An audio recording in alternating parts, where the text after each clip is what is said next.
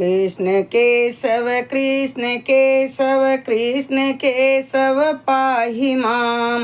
राम राघव राम राघव रक्ष माम। राधे राधे दोस्तों, सरिता ज्ञान गंगा में आप सभी का स्वागत है। आइए हम लीला पुरुषोत्तम भगवान श्री कृष्ण की लीलाओं का श्रवण करें। पिछले वीडियो में आप लोगों ने सुना, भगवान ने योग माया से यह भी घोषित कर दिया कि उनका पूर्णांश अनंत या शेष देवकी के गर्भ में स्थित है। रोहिणी के गर्भ में बलपूर्वक ले जाए जाने के कारण वे संकर्षण कहलाएंगे और वे समस्त दैवी शक्ति या बल के स्रोत होंगे, जिसके द्वारा लोग जीवन का सर्वोच्च आनंद प्राप्त कर सकेंगे। अतः पूर्णांश अनंत अपने अवतार के पश्चात संकर्षण या बलराम नाम से प्रसिद्ध होंगे। बल का अर्थ शारीरिक शक्ति नहीं है, न ही शारीरिक शक्ति से किसी को आध्यात्मिक सिद्धि मिल सकती है। उसमें आध्यात्मिक शक्ति होनी चाहिए जो बलराम या संकर्षण द्वारा प्रदत्त की जाती है। अनंत या शेष उस शक्ति का स्रोत हैं जो समस्त लोगों को उनकी विविध स्थितियों में धारण किए रहती है। भौतिक रूप से धारण करने की यह शक्ति गुरुत्वाकर्षण कहलाती है, किंतु वास्तव में यह संकर्षण शक्ति का ही प्रदर्शन है। बलराम या संकर्षण आध्यात्मिक शक्ति या आदि गुरु हैं। भगवान नित्यानंद प्रभु जो बल के अवतार भी हैं, आदि गुरु हैं और गुरु भगवान बलराम का प्रतिनिधि होता है जो आध्यात्मिक शक्ति प्रदान करता है। चैतन्यामृत में इसकी पुष्टि की गई है कि गुरु कृष्ण की कृपा का प्राकट्य है। जब भगवान ने योग माया को इस तरह से आदेश दिया तो उसने उनकी प्रदक्षिणा की और तब उनकी आज्ञा अनुसार वह इस भौतिक जगत में प्रकट हुई। जब भगवान की परम शक्ति योग माया ने शेष को देवकी के गर्भ से रोहिणी के गर्भ में स्थानांतरित किया तो वे दोनों ही योग माया के बस में थी, जिसे योग निद्रा कहते हैं। जब ऐसा हो चुका तो लोगों ने समझा कि देवकी का 7वां गर्भ विनष्ट हो गया। इस तरह बलराम देवकी के पुत्र रूप में अवतरित हुए, किंतु रोहिणी के गर्भ में स्थानांतरित किए जाने के कारण उनके पुत्र कहलाए। इस व्यवस्था के बाद अपने निष्काम भक्तों की रक्षा करने के लिए सदैव तत्पर रहने वाले भगवान श्री कृष्ण ने अपनी पूर्ण अचिंत्य शक्तियों सहित संपूर्ण सृष्टि के स्वामी के रूप में वसुदेव के मन में प्रवेश किया। इस प्रसंग में यह ज्ञातव्य हो कि भगवान कृष्ण पहले वासुदेव के निष्काम हृदय में प्रविष्ट हुए और तत्पश्चात देवकी के हृदय में स्थानांतरित हुए। वे देवकी के गर्भ में वीर्य द्वारा स्थापित नहीं हुए थे। भगवान अपनी अचिंत्य शक्ति से किसी रूप में प्रकट हो सकते हैं। उनके लिए यह अनिवार्य नहीं है कि वे स्त्री के गर्भ में वीर्य प्रेक्षण की सामान्य विधि द्वारा प्रकट हों।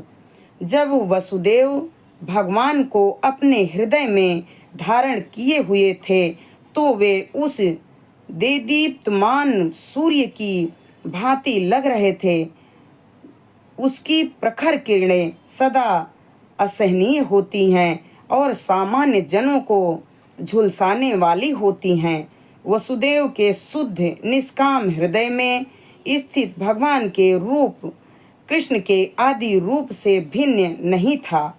इस प्रकार भगवान का शाश्वत रूप अपनी पूर्ण शक्तियों समेत वसुदेव के मन से देवकी के मन में उसी तरह स्थानांतरित हुआ जिस प्रकार अस्त होते हुए सूर्य की किरणें पूर्व में उदय होने वाले पूर्ण चंद्रमा में चली जाती हैं।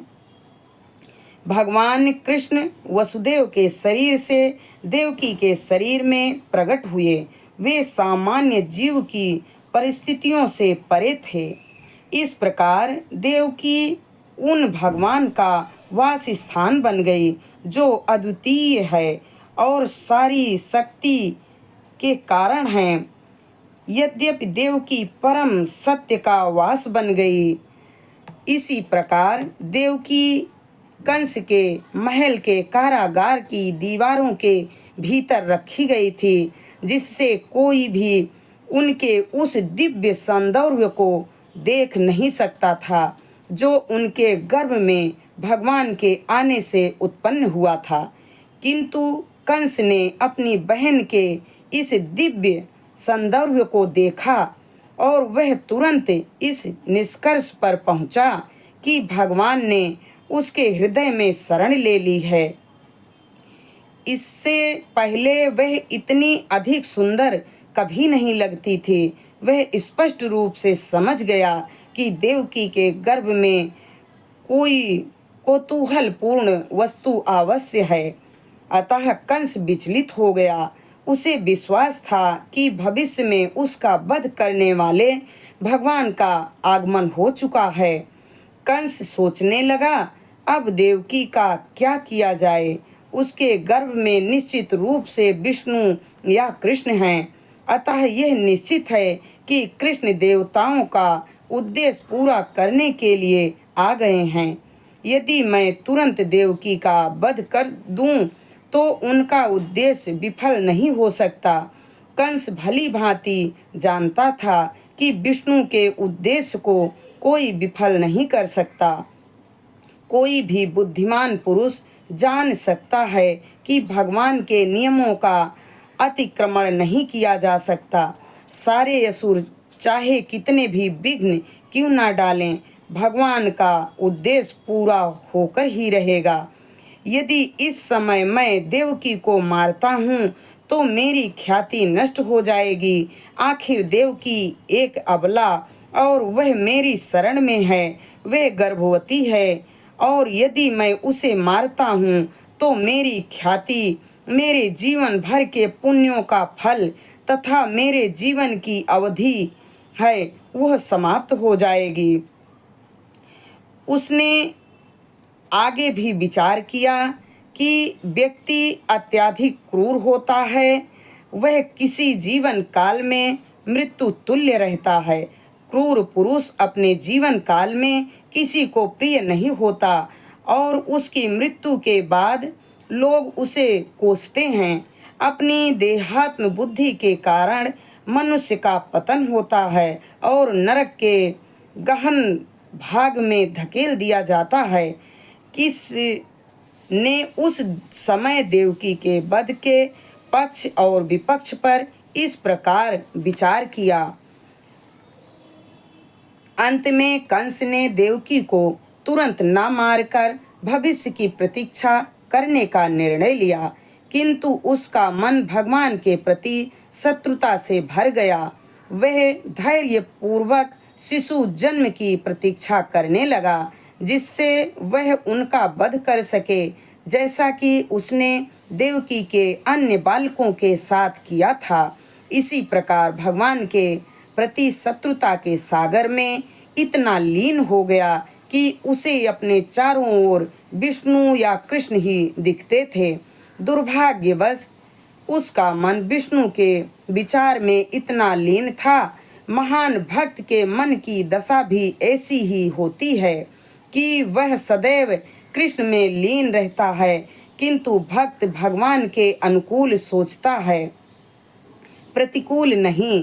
कृष्ण के अनुकूल सोचना कृष्ण भक्ति है, किंतु कृष्ण के विपरीत सोचना कृष्ण भक्ति नहीं है।